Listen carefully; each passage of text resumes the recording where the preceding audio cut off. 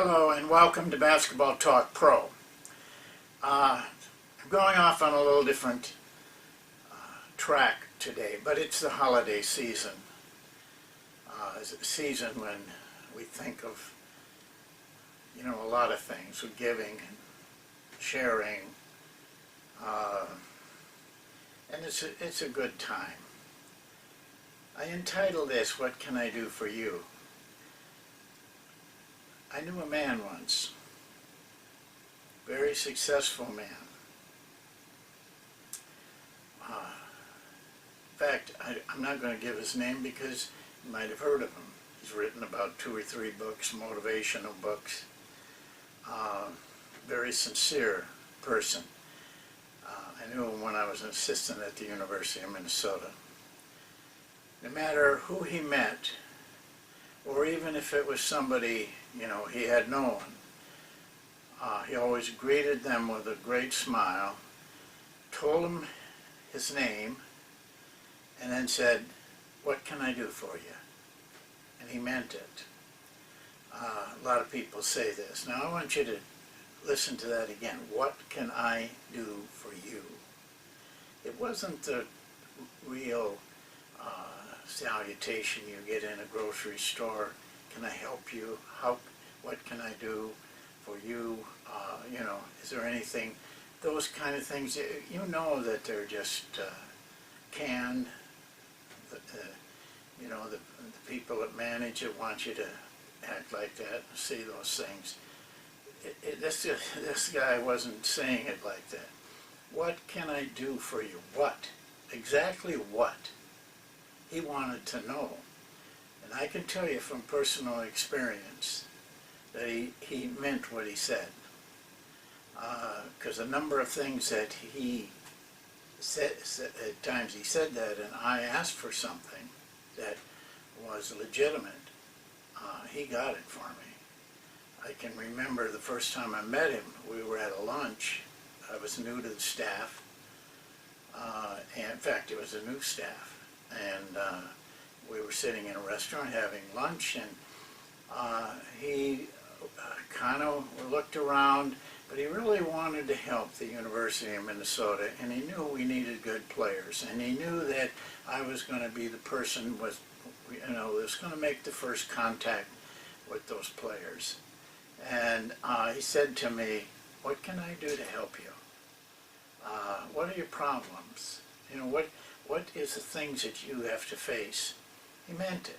So I told him, I said, even though we're a big university and we're in the Big Ten, we really aren't noticed much. We haven't had good teams. And, in talking to the players, they get hundreds of letters. And they don't even open them. They just throw them in the wastebasket. They've told me that. And he said, "Let me think about that." Well, about 2 weeks later, he came into the office, and I could hear him telling the secretary that he needed to see me. He walked in, and he had a big box. And in the box was hundreds of envelopes, but different envelopes. First of all, they were gold envelopes. Minnesota's colors are maroon and gold, and with the Gopher logo on it. But the strange thing about those envelopes was that they were just a little bit, not a lot, were not a big thing, just very subtly. They were about half an inch bigger than any normal envelope that you get in the mail. And so no matter how many letters that guy got, our envelopes were going to stand out. And one thing, they were bigger. They weren't so easy to, they were going to be the envelope that was noticeable. Plus they were gold in color. Well, we had a lot of success with those envelopes, but that's the kind of guy he was. He said he was going to help. He thought it out. How can I help? I need to have something. That guy needs to have something that he can mail stuff to these players that they're going to notice the envelope. If nothing else, they'll open it. And they did. But that's the way he was, you know, in his 80s in Minnesota, below temperatures, 20 below zero. You'd find him at Christmas time out with those guys who ring bells outside the grocery stores. Yeah, that's what he did. He didn't have to do that. But it wasn't a show-off thing. You wouldn't even recognize him. You know, things dropping out of his nose, hats on. But I would bet this, they work 5 hours at a time, those guys. And I will bet you that his pot was richer than any of the other pots after that 5 hours. He was a compelling guy. What can I do for you? Well, it made me think. What can I do for you? I'm serious about this question. What can I do for you? You know, we've been doing this for over a year now. We've done 170 some videos, but I still feel like I'm not reaching you the way that I would like to. I'm used to dealing with players on pretty much a one-on-one basis, not speaking to large numbers. So I don't know whether I'm helping you or not, and it's an empty feeling for me. I don't like it. I want to do something for each and every one of you. So what I'm asking you to do is send me an email, something you really want. You know, I don't want foolishness now. Don't come to me like, you know, I get one that says, hey man, I need something, I need a zone offense. That's it. I'm not going to respond to that, and I'm not going to respond to anything I think could be spam, trying to get our email for the wrong purposes. But a serious response, and send it directly to my email, ekkerr748@aol.com. Now, don't just put it on the email I sent you about this program. To me, that's not private enough. I want it to be from you. And give me your name, give me where you coach, and give me your phone number. Because a lot of the questions you might ask me, it would be difficult for me to tell you in an email. Sometimes I have to ask some questions before I can help you with a problem that you got. So, you know, let's just keep it between you and I. No one else has to know. Whatever it is, you know, if I can't do it, I'll tell you. And if I can't do it, I'll try to find somebody who can help you. But I don't care what you ask me, as long as it's serious, and as long as it's something that will help you be a better coach and a better person. But I want to also turn around something here. I want to ask you something. Today, the next practice you have, I want you to get to practice early, before anybody gets there, before any of the players get there. If it's an empty gym, it's a wonderful place to be. I love that feeling. I love the peace, the quietness of it. I know that in just a few moments it's going to be bedlam. But for those few minutes out there on that floor, shining, nice looking floor, and I don't care what they really look like, they all look nice to me. And I want you to just be out there, and when the first players come out, I want you to look at them. Really look at them. Look at yourself. You know, you got two days growth of beard on you. I know, movie stars do that stuff, but there's only a few of them that look decent. Most of them look raggedy, trying to emulate. You got to be pretty handsome to do that.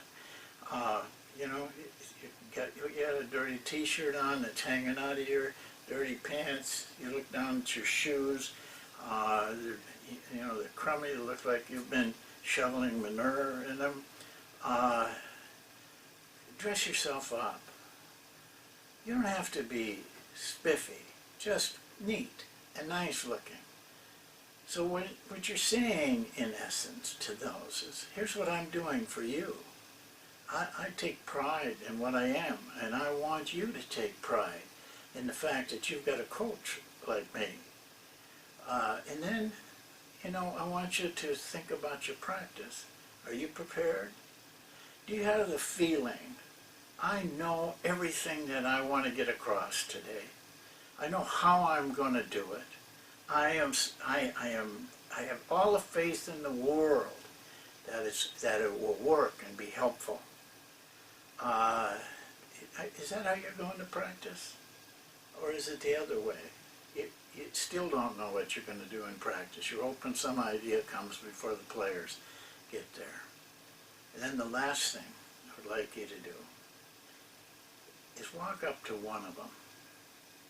Just walk up to them and say, what can I do for you? You're going to stun them. They're going to wonder what you're talking about. But then explain to them, I want to help you, and I'm not sure that I am helping you. But if you tell me what you want, what I can do for you, then I can reach out and help you. It takes a little courage to do that for some of you, I know.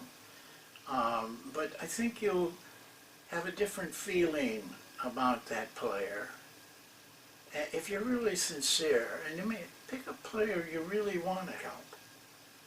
Maybe the last guy on the team who's struggling every day at practice, but he keeps coming, and he's not getting playing time. Maybe he's the guy. And really sincerely talk to him. He's going to feel a whole lot better about himself, and so are you. I recall an incident. I was helping a women's college team for a couple weeks, and they had 17 players in the 17th player. Every day I looked at her and I thought, she knows she's 17th. She knows the other players get irritated with her because she can't pass as well or run as fast or shoot as well, but she's out here every day. Well, one day I was running just a layup drill. She did something really good, and I complimented her, and she legitimately showed improvement that week. It just happened that at the end of the week was Parents' Day. Well, her parents were there.